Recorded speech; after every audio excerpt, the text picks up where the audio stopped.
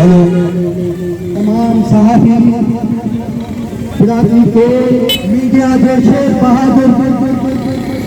जनाब आदम जनाब आशिफ साहब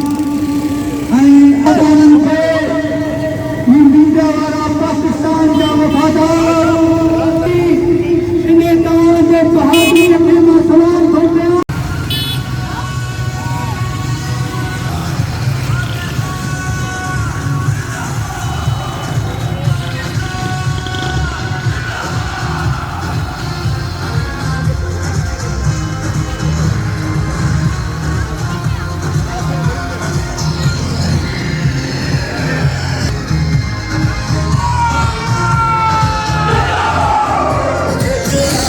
रहमान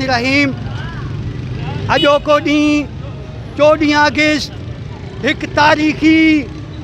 एक अहमियत रखण वारी ॾींहुं हिन ॾींहं ते 14 अगस्त जे ॾींहं ते असांजे बुज़ुर्गनि असांजे ख़वातीन असांजे नौजवाननि क़ुर्बानी ॾेई करे पाकिस्तान खे आज़ादु करायो ऐं पाकिस्तान असां लाइ तमाम वडी नेमत है। अल्लाह अकबर तहरीक जे तरफां ही रैली इंशाअल्लाह हर साल मल्हायो वेंदो। पाकिस्तान लाइ कायदे आज़म जूं कुर्बानियूं तमाम अज़ीम आहिनि ऐं असां पाकिस्तान जे उन्हनि कुर्बानी ॾींदड़ अवाम के भी सलाम था चऊं ऐं अॼोके ॾींहं जे हवाले सां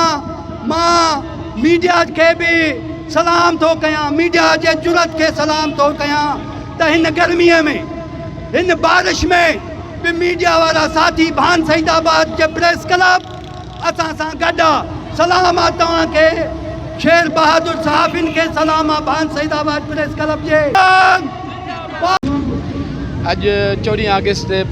भान सईदाबाद में PTI ऐं अल्लाह अकबर जे